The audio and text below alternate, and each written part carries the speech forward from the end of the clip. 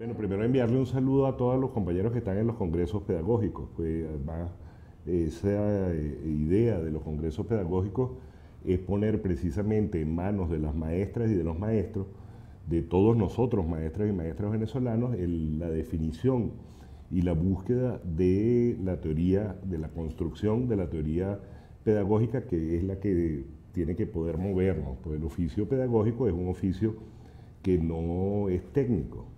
Es decir, no se trata de pensar un conjunto de técnicas elaboradas por otros para que uno las aplique, sino se trata de una construcción profesional.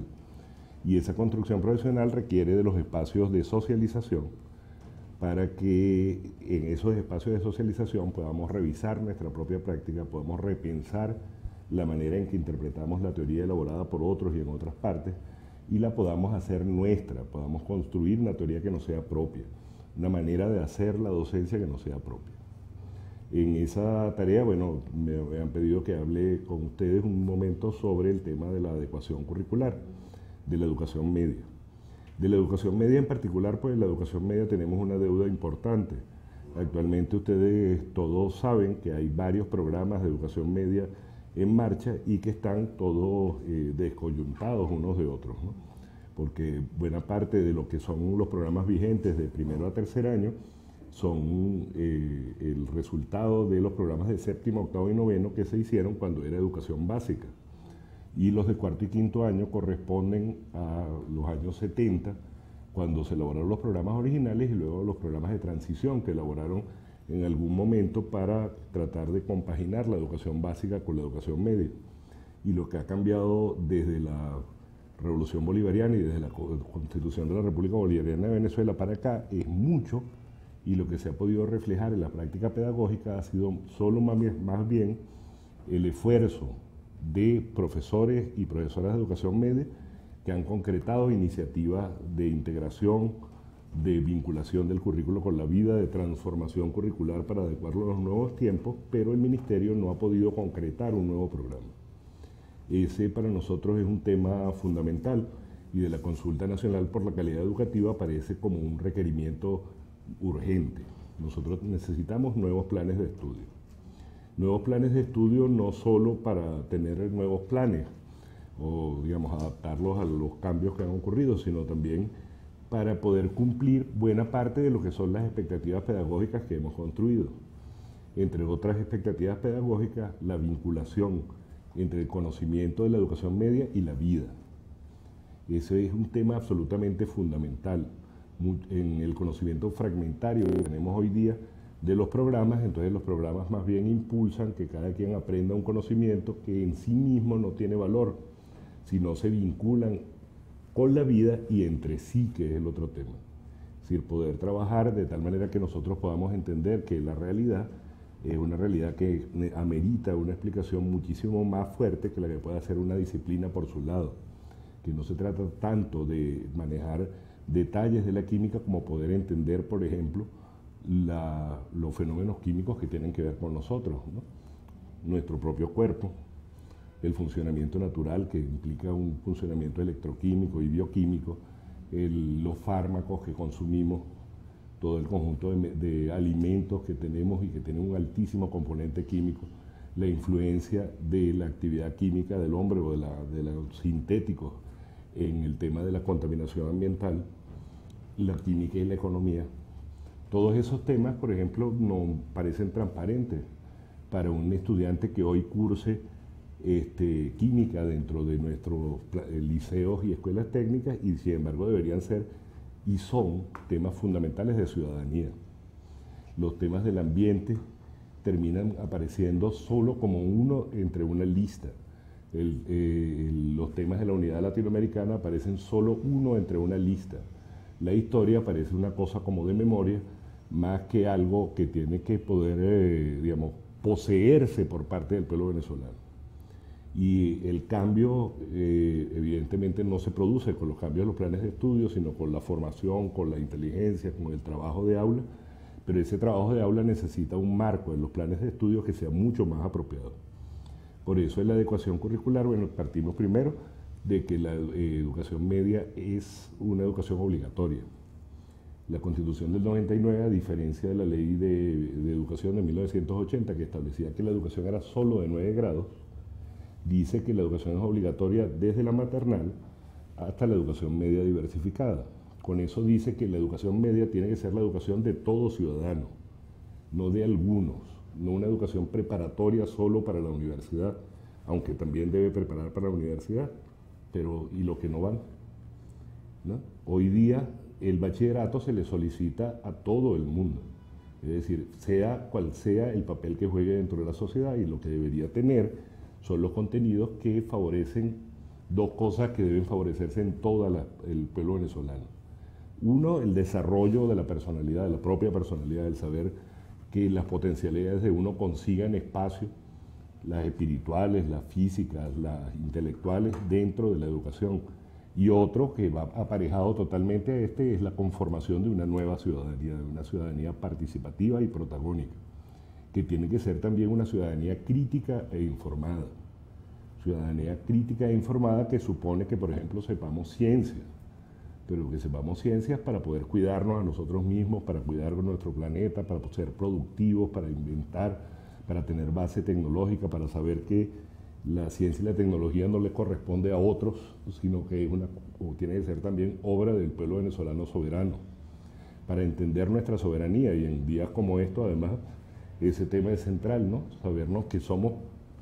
La historia no es una cosa que pasó, sino es una historia que ha sido protagonizada por los pueblos, y nosotros hoy somos un pueblo que tiene que hacerse dueño de esa historia, porque somos protagonistas de la historia, hacedores de la historia, determinantes de nuestro hacer individual y colectivo de lo que va a pasar, ¿no? Hacemos el presente, y con el presente hacemos el futuro. Esa perspectiva de la educación media como educación para la ciudadanía y para el desarrollo pleno de la personalidad de nuestros adolescentes requiere algunos elementos fundamentales, creemos. Uno es que nosotros, más que a la lista de contenidos, nosotros tenemos que irnos a la profundidad. O sea, poder garantizar que haya un conjunto importante de actividades.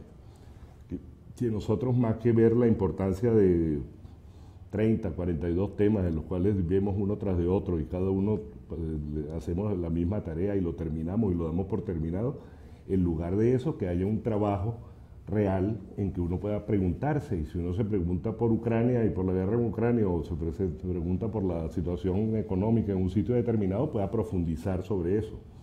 Al profundizar sobre eso, tiene que profundizar en matemáticas, porque tiene que saber de la situación económica, decía, tiene que saber matemáticas. Para la situación histórica, tiene que entrar en la profundidad histórica. Para saber a dónde ocurre y quiénes concurren en el fenómeno, tiene que poder hacer y convocar la geografía, y tiene que poder trabajar conjuntamente y en profundidad, ¿no? Entonces, estas dos cosas, trabajar en profundidad y en conjunción, o sea, pudiendo ligar un tema con otro, requiere también un plan de estudio que sea más ligero. O sea, en el número de asignaturas, hoy día tenemos 11 asignaturas casi promedio en cada uno de los años de educación media. Deberíamos tener muchas menos para poder concentrar los conocimientos y poder hacer un esfuerzo más sostenido. Si, por ejemplo, como decía el comandante Chávez, nosotros necesitamos saber matemática para poder saber filosofía y para poder entendernos a nosotros mismos. Incluso él recordaba siempre una frase de Pitágoras, que era que Dios habla a través de los números.